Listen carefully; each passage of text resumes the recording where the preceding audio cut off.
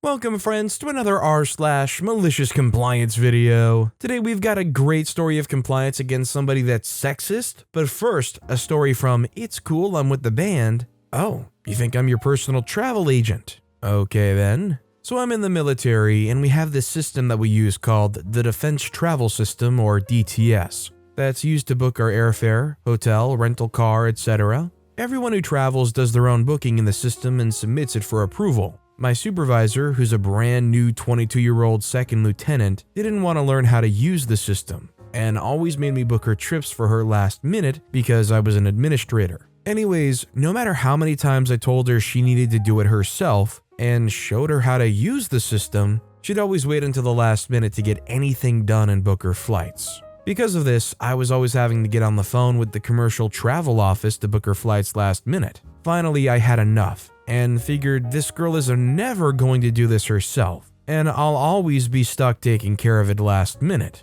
So I started booking her trips for her in DTS, as she wanted me to do all along. So I did. I made sure her flights left at the earliest possible time and had the longest layovers available. Seat was in the middle seat in the last row for all her flights. I removed her known traveler number in the system so she wouldn't get pre-check. I booked her hotel at the lowest cost hotel in the system, so usually a Motel 6 or Howard Johnson, even though Hilton's and Marriott were within the cap.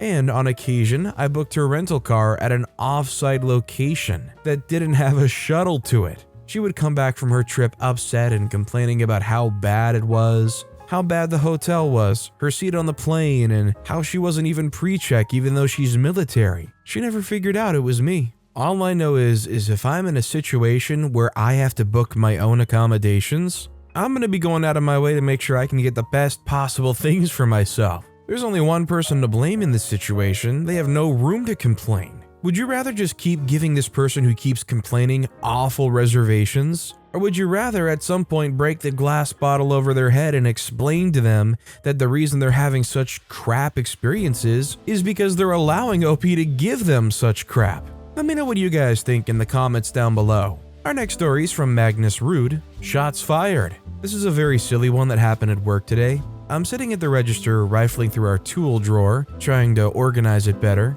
My hands are beneath the counter and out of sight from the other side. My colleague comes over with an item and he asks me to scan it for an article number. I raise the staple gun from the tool drawer that I happen to be holding at that moment, fire it at the item, and turn back to my task without comment. After the initial shock and confusion, he found it rather amusing. I'm not gonna lie, this kind of took me back to school days where there was an annoying kid who sat next to the teacher's desk, and there was a box of staples sitting on the teacher's desk, and they would keep reaching over, picking up like a handful of staples, and they would chuck them one by one at everybody in front of them. I had longer hair at the time, so I could feel them hitting me in the back of the head with it and like trying to hook it in my hair. It was kind of unrelated, but it pissed me off, and this story made me think of it. Our next story is from Long Suffering Squid. I'm not the tech you're looking for. Good afternoon, Widgets International. This is OP. How can I help you? The customer says, "Hi, I have a paired set of widgets, a primary widget and an auxiliary, and I have a programming question." I say, "That sounds like a tech support issue. Let me transfer you to the tech support." The customer interrupting says, "Oh, please don't transfer me. Can't I tell you about it first? ... Sure, how can I help you?" They say, "Well, I'm trying to calibrate the primary widget and the auxiliary widget stops transmitting to the primary when I do that." I stay silent, and the customer agitatedly says, "Well?" I say, "I'm sorry, what is your question?" They say, "Is it supposed to do that?" I say, "I really think I should transfer you to tech." They say, "No, just tell me what you think." Me, giving up, just says, "Yes, it could make sense that the auxiliary would shut off while you're calibrating the primary, so that you don't have an extra set of signals interfering with your calibration." They say, "See, that's what I thought." I interrupt saying, "However, it could also make sense that, since these widgets are designed to work as a pair, the auxiliary would stay on and continue to transmit while calibrating the primary because the auxiliary is designed to supplement the primary." The customer says, "Which is it?" I say, "I have no idea." They say, "Well, why not?" I say, "Because I'm not in tech support." The customer takes a moment, then says defeatedly,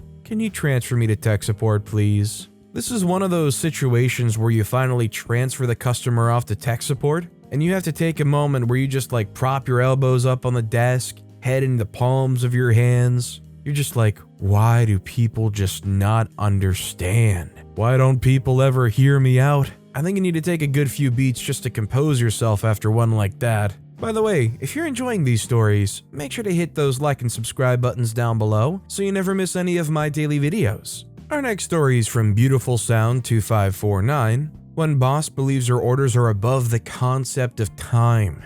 Not a very good one, but it makes me laugh when I think about it.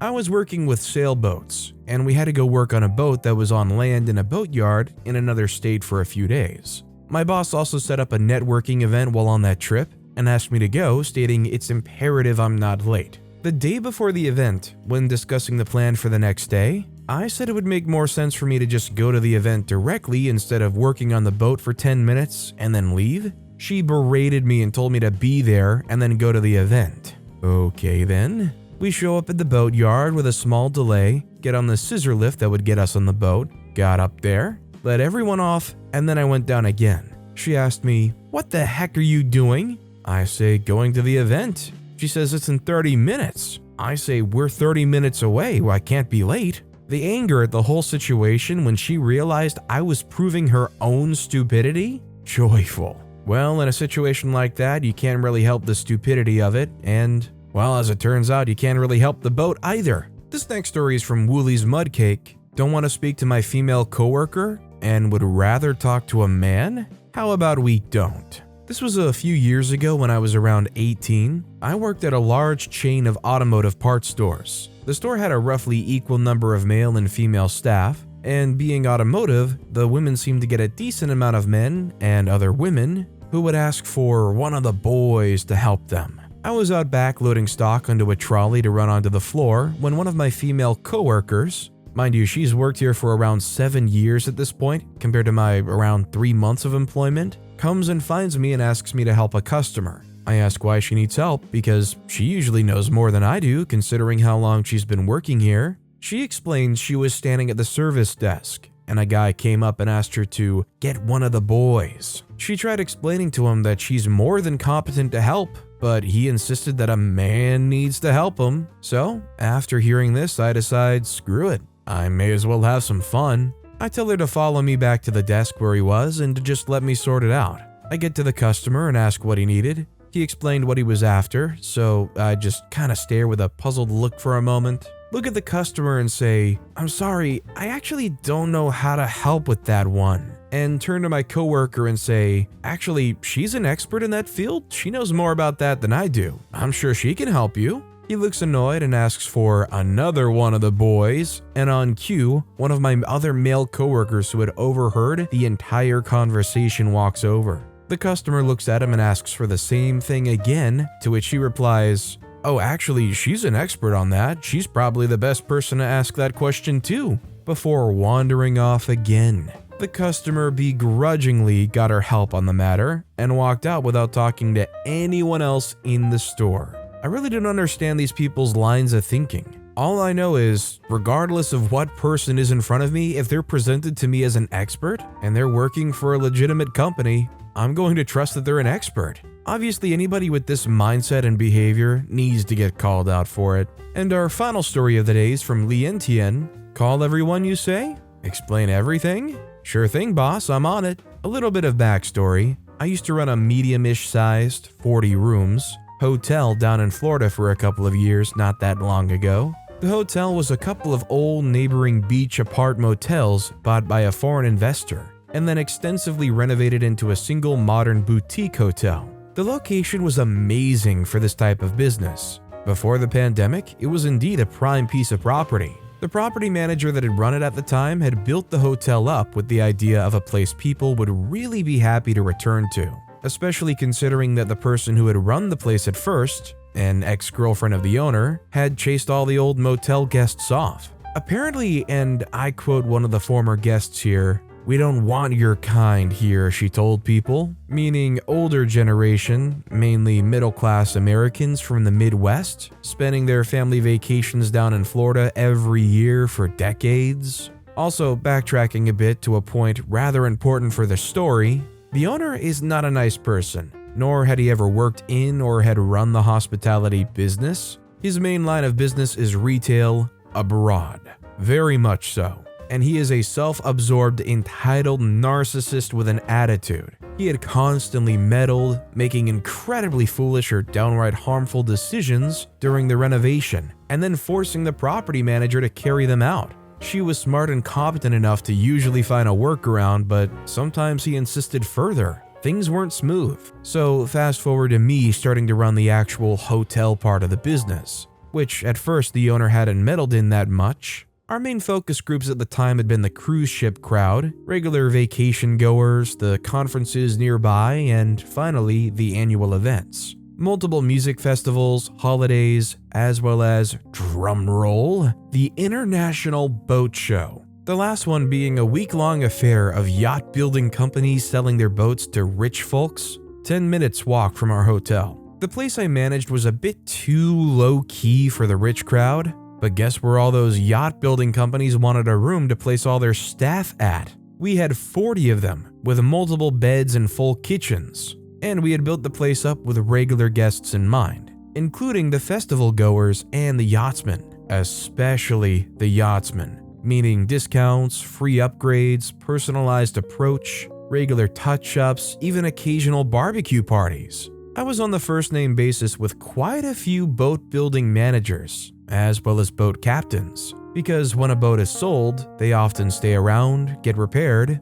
and the crew has to stay somewhere, and our little place was known in the circles as a good place for them. I had made it my goal to make it attractive for the target audiences, and in some of them, everyone knew each other and word got around. I'm a firm believer in the hospitality business being run with the client in mind, not the profit. So we had an amazing year of building up connections and making the place really nice to a few very specific circles. And then the pandemic hit. The hotel was almost empty for half a year, had to furlough most of our staff for a while. Eventually, the pandemic was sort of forgotten about, at least in Florida. Cruise ships hadn't come back, but the regular vacation goers had, en masse. We got very busy very fast. However, the owner wasn't thrilled with me hiring a new front desk receptionist. Why bother if I myself could do this job as well, right? Make housekeepers, we had 2 of them total for the entire place. Do laundry as well.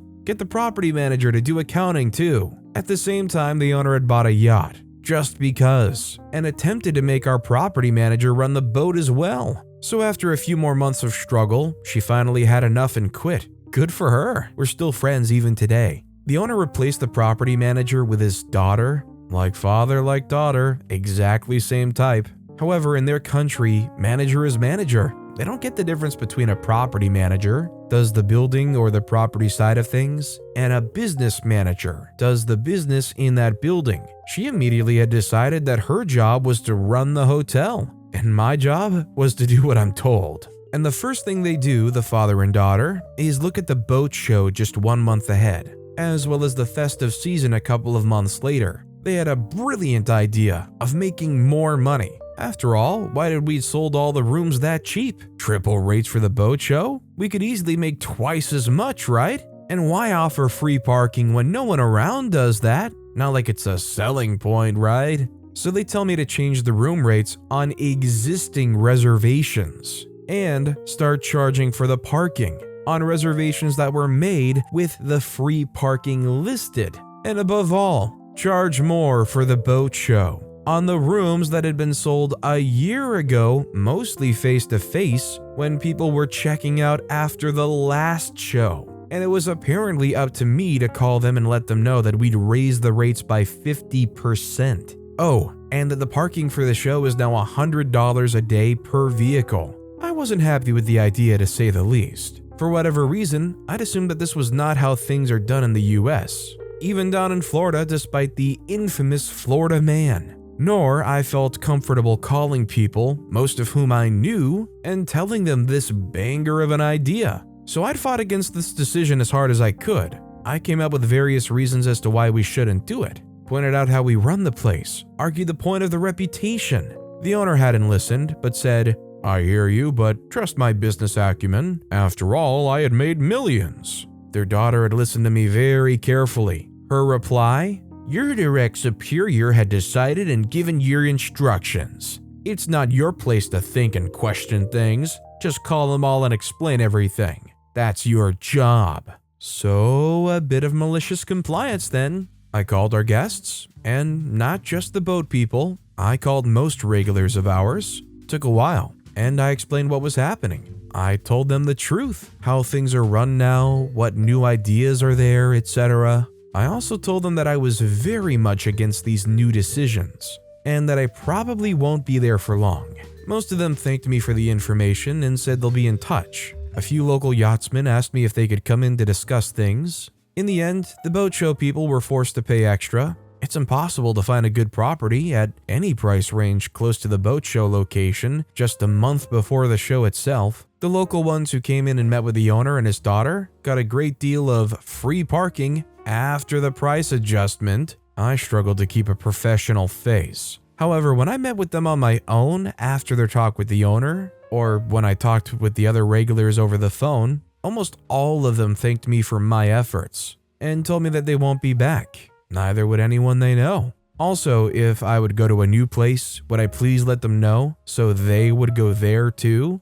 Well, that very week I gave the owner's daughter my notice, left just before the show began, letting her be the one to deal with the crap storm, since she insisted on being the boss so much. From what I hear, she hadn't managed it all. Right now, the place is run by a shady management company that just doesn't care, with the daughter supposedly running the front desk. No one's answering any calls or checking emails. Reviews plummeted. They haven't even renewed their licenses or paid Booking.com and Expedia fees, who are threatening legal action now. And apparently, the owner and his daughter blame me and the property manager for everything, since it's our leaving that screwed them over. Whatever. I'm sorry, but if you own a business and some worker underneath you leaves for any reason, it's not retroactively their fault that you're now facing issues now that you just cannot deal with, that you're not equipped to work around. The most hilarious thing is they're probably totally happy to sit there and complain that these people leaving are the reason everything's in the crapper. And yet, nobody else is going to have any sympathy for them. Nobody's going to come in there and rescue them. Nobody's going to say, oh, well, that sucks. Screw those people. At the end of the day, they're going to say, well, either way, your hotel sucks, which is fantastic. But with that being said, that's all the time we have for today. Now, if you want to hear another absolutely crazy compliance story, click on that left video. Or if you missed my latest video, check out the one on the right. That said, I'll see you all next time with some more stories.